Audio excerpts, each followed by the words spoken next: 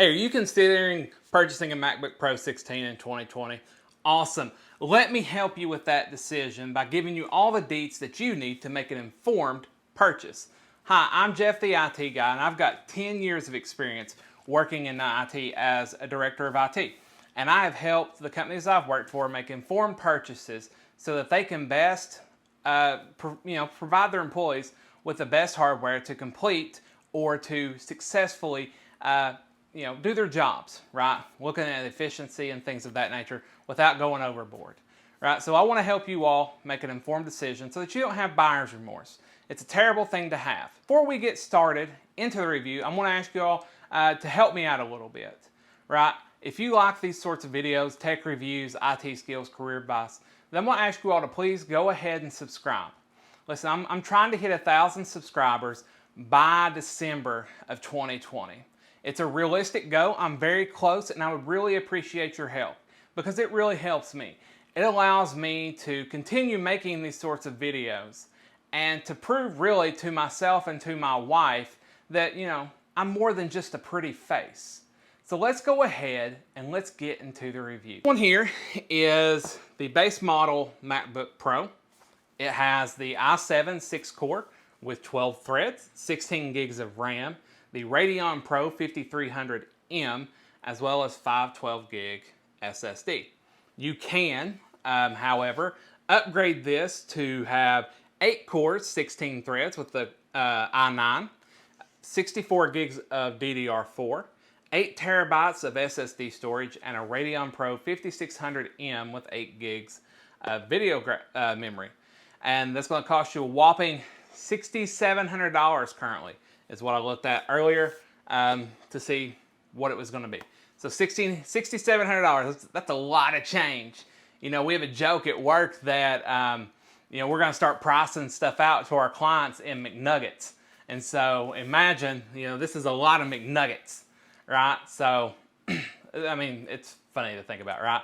So that's what all the hardware you can pack in this. It's also got better cooling than what the 15-inch did. They did upgrade the cooling, they upgraded the keyboard, and they upgraded the screen. So with all those high-end parts, and high-end I guess is respective here for this bad boy.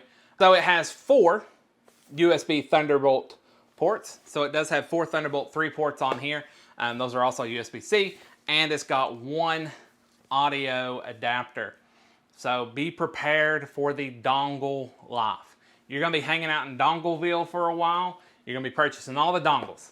You're gonna have dongles out the wazoo if you want to have anything other than Thunderbolt or USB-C. So be prepared for that. Thunderbolt dongles are not cheap. Thunderbolt storage is not cheap, which you'll probably want to look at if you're doing a lot of editing. Be prepared for that. So this thing, it still has the god-awful touch bar. It is awful. I hate the touch bar. It's a piece of junk. And I really miss the fact that it used to, where they first came out with it, I could decide whether or not I wanted a touch bar on my MacBook Pro. Now, I've got to buy a MacBook Air just so I can get away from the stupid touch bar. It's ridiculous. Get rid of the touch bar. Nobody likes it. I mean, if you like it, leave a comment, but no one likes it. I sure don't. And so it's terrible. Get rid of that thing. I do miss having the option not to get it. And so, like I said earlier, Apple has forgone with the old keyboard that used to be butterfly switches, and now it is to scissor switches. And so they got rid of the nightmare that was the butterfly switch. They had a lot of lawsuits. However, the keyboard on this thing is not a joy for me. Some people love it. I don't. I do not like this keyboard whatsoever. It's not a joy for me to use. I miss the keyboard on like the 2012 and 2014 models.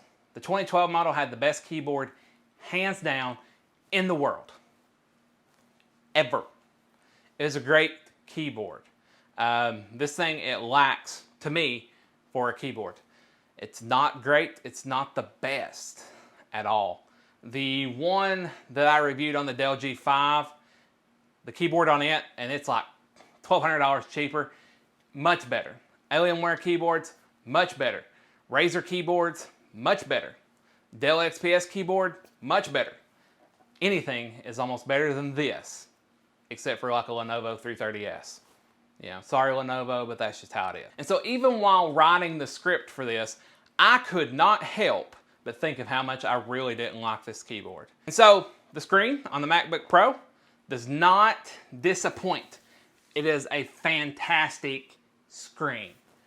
It really is. It's got 95% wide color gamut, so that's pretty good. 95%, it's got, like I said, great clarity. It's a nice size screen. 16 is a very good medium between 15 and 17 inch. You know, it's got great clarity. It's very bright. And like I said, it represents colors quite well. The resolution and pixel density has been upgraded from the 15-inch models of yesteryear. The new MacBook Pro 16 has a resolution of 3072 by 1920 and a pixel density of 226 pixels per inch. It has a peak brightness of 500 nits and, like I said, a wide color gamut. The webcam is still the terrible 720p that they put on everything, except for the new iMacs that got the 1080. You think, you know, for as much as you're spending on this, they could afford to put a 1080p webcam in here, but they didn't. The speakers, they are nice and loud, they have great clarity, and of course, Apple still wins when it comes to the trackpad. It is still fantastic. So when it comes to editing videos on this thing, which is what I use it for, let's get down to the brass tacks and see how it does. I use Final Cut Pro on this. I prefer Final Cut to Adobe Premiere. So with Final Cut, whenever you import a 33-minute video in multiple clips, it takes anywhere between 2 and 5 minutes to import video clips, depending on how many they are.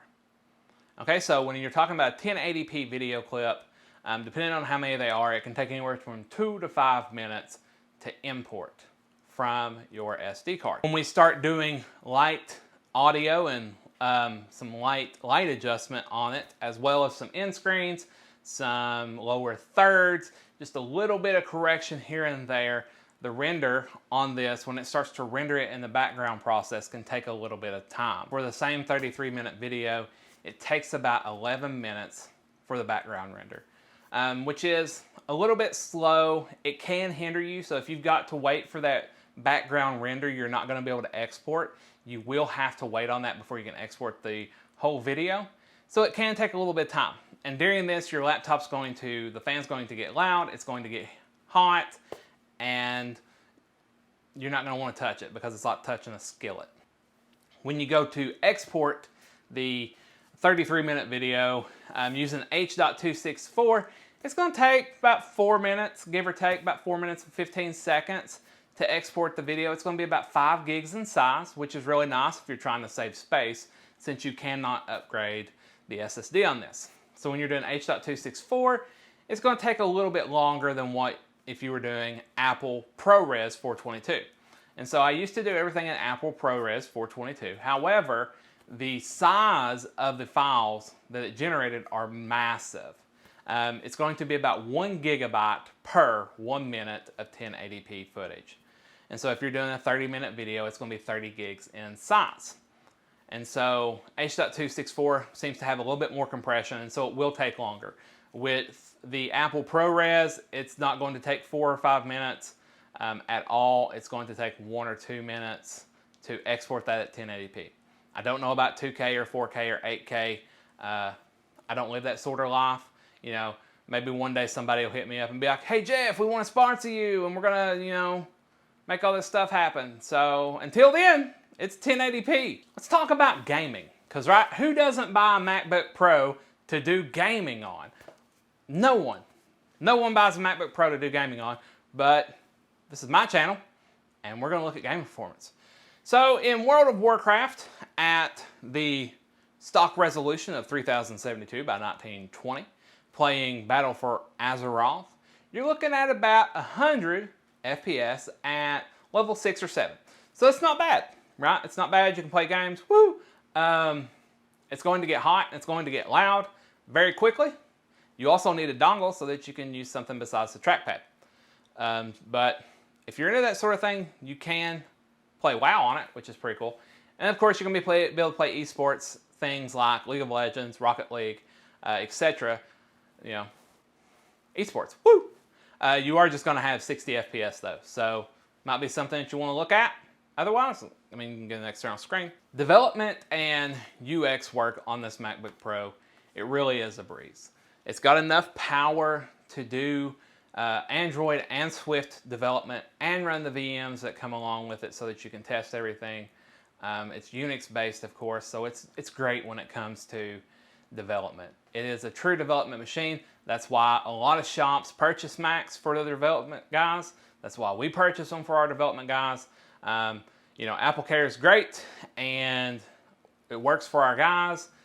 They are used to it. We do iOS development, which you have to have a Mac to do. And so it just makes sense. If you're going to do any sort of mobile app development, just go ahead and pick up a MacBook. Do yourself a favor. It's great. When it comes to UX, it's got a great screen. Lots of power that you can do wireframes and say Lightroom, Photoshop, etc. It's got all the power behind it. If you do need something that's got better color accuracy, you can always pick up an external monitor, as long as either it uses the USB-C for the display connector, or you have a dongle. So that is an added cost. You can also, you know, put this and just use it as a desktop replacement, I guess, if you wanted to, and you wanted to kind of take it on the road sometimes. You can do that. Be prepared, like I said, you're gonna have the extra cost of a monitor, a keyboard, and mouse, but you can do that. And so if that's how you want to roll, go for it. I'd rather buy an iMac or a Mac Mini. Let's talk about battery life. Battery life on the Apple website says 11 hours. This has the largest battery that they've ever put in a MacBook Pro. I think it's 100 watt hour, and it says 11 hours. However, if you are in video meetings using a lot of Chrome tabs, do not expect to get 11 hours. You're going to get 4 hours tops. I tested this in some meetings. You will get about 4 hours tops. And so don't expect to get the advertised 11 unless you're working in Keynote or something. Doing any video calls, anything like that, your power is going to go bye-bye. Same with Chrome, bye-bye. So if you're not plugged in, use Safari. All in all, the MacBook Pro 16, it's a worthy successor to the MacBook Pro 15. It's a nice addition, you know, to bridge the gap between the 15 and the 17. So that's nice. I would have liked to have seen a 17 and still kept the 15, but hey, this is a really good replacement to cover both of those. It's not too large and it's not too small, so it's you know, it's just right. It's like Goldilocks. You know, it's just right. Right, so this is a worthy successor. It is expensive. I still think the keyboard sucks, and I still hate the trackpad. Realistically though, this could be the last MacBook Pro 16, which is funny because it's also the first MacBook Pro 16 that we see with an Intel processor. Apple is moving to their own silicon, which is ARM based. And so this really could be the last Intel-based MacBook Pro 16 that we see. I doubt they'll do a refresh of it before they come out. They might. Apple's done stranger things, like in 2019, whenever they came out with the brand new 15-inch for that year, and then replaced it not just a couple months later with the 16-inch, making everybody in the world mad because they just spent all this money on a 15-inch, and then the 16-inch came out just a couple months later. So, you know, it is possible, but I doubt we will see another Intel-based MacBook Pro 16. If you've enjoyed this video, go ahead and subscribe. Leave a like if you want to, a dislike if you disliked it. Leave a comment. Let me know what you think about the MacBook Pro 16. I love hearing from you guys. I really do. I try to answer every single comment that I get. It's not a lot, I do get quite a few, but I do try and answer them in a timely manner. It's something that I do enjoy is talking to you all. That's part of the reason why I do this, is so that I can engage and have a community of people who are interested in technology, right? And so stay safe out there.